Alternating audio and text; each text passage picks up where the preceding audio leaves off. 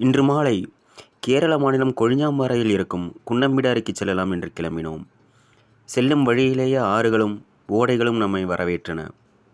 மாலை வேளை என்பதால் வெயில் பெரிதாக இல்லை.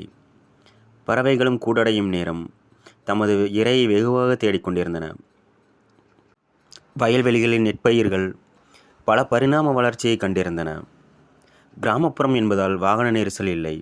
அவை எழுப்பும் ஒளியும் இல்லை. நல்ல இயற்கை காட்சிகள். கேரள மாநிலம் என்றாலும் நமது கோவையின் சாயலே வெகுவாக இருந்தது.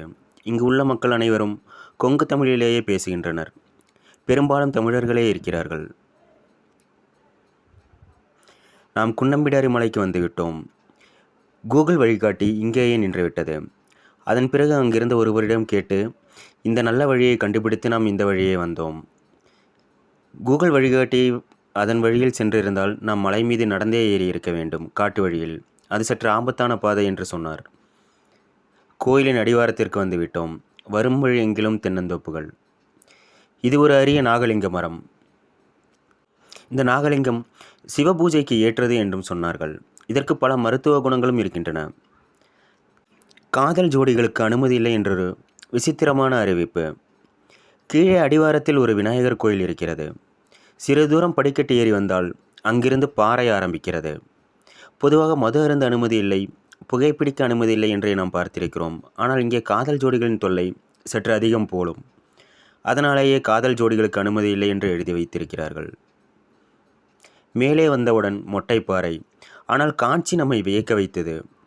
ஒரு புறம் குன்னம்பிடாரி அணை, அதனை சுற்றிலும் அழகிய தென்னந்தோப்புகளும் காடுகளும்.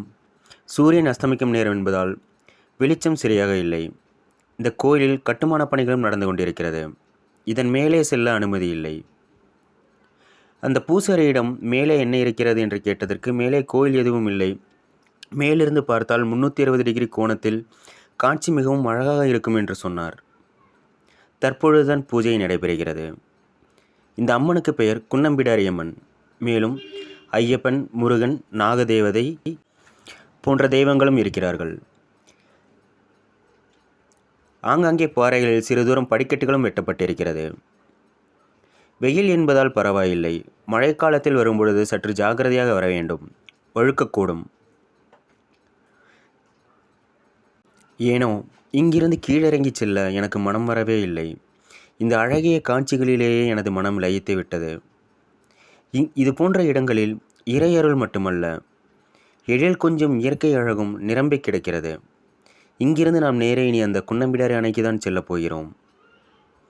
மாலை மங்க மங்க இருள் சூழ சிறிது மக்கள் மேலேறி வந்தார்கள். அவர்கள் இந்த ஊர்க்காரர்கள் போலும். இது போன்று ஆங்காங்கே சிறு இடங்களில் மழைநீர் தேங்கியிருக்கிறது.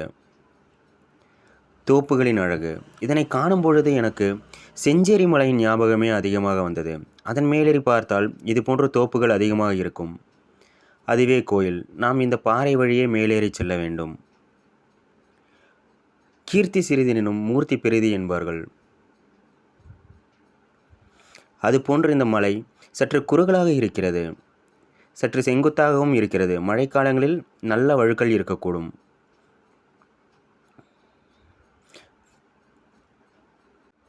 மேலே சென்றவுடன் காற்று சற்று பலமாக இருந்தது. நம்மை கீழே தள்ளிவிடக்கூடும் போல் இருந்தது. இங்கு நான் கண்ட ஒரு மோசமான காட்சி என்னவென்றால், மதுப்பிரியர்கள் இங்கும் விடவில்லை. மது அருந்திவிட்டு அந்த குப்பிகளை இங்கேயே போட்டிருக்கிறார்கள். சிறிது உடைந்தும் கிடைக்கிறது. இதோ அதன் மூடிகள். இவை வெறுங்காலில் வருபவர்களுக்கு காலில் ஏறக்கூடும். இதனை நினைவில் கூர்ந்து தயவுசெய்து மதுப்பிரியர்கள் இது போன்ற செயல்களில் ஈடுபடாதீர்கள். ஆலயத்தையாவது விட்டு வையுங்கள். இது கோயிலின் பின்புறம் இருக்கும் ஒரு நீர்த்தேக்கம். கொழிஞ்சாம்பாறை பாலக்காடு மாவட்டத்தில் இருக்கிறது. வரும் வழி எங்கிலும் அழகிய நெற்பாடங்களும் தோப்புகளும் கூடடங்கும் பறவைகளும் நமக்கு கண்கொள்ளா காட்சியாக கண்களுக்கு விருந்து வைத்தது.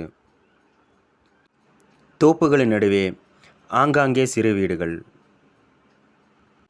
நகரமயமாக்கப்பட்ட வாழ்க்கையிலிருந்து இது போன்ற ஊர்ப்புறங்களுக்கு வரும்போது நமது உடலும் மனதும் நல்ல புத்துணர்ச்சி அடைகிறது.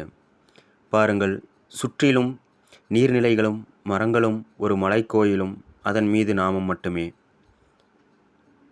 நல்ல காற்றை சுவாசிக்கிறோம். இங்கு வருவதற்கு நமது கோவை மாவட்டம் காக்காச்சாவடியிலிருந்து வேலந்தாவளம் வந்து அங்கிருந்து கொழிஞ்சாம்பறையிலிருந்து சுமார் 2 கிலோமீட்டர் தொலைவில் அமைந்திருக்கிறது இந்த அழகான கோயில். இங்கு உள்ள பூசாரி கொங்கு தமிழிலேயே நம்முடன் பேசினார். ஒரு முக்கியமான விடயம் என்னவென்றால், இங்கு திங்கட்கிழமையும் வெள்ளிக்கிழமையும் மட்டுமே பூஜை நடைபெறுகிறது. மற்ற தினங்களில் கோயில் சார்த்தியே இருக்கும் போலும். நாம் மேலிருந்து கீழிறங்கி வந்துவிட்டோம். இதோ அந்த நாகலிங்க மரம். இங்கு பூசாரியின் பெயரும் அவரது அலைபேசி எண்ணும் பொறிக்கப்பட்டிருக்கிறது. பெரும்பாலும் வாசகங்கள் தமிழிலேயே இருக்கிறது.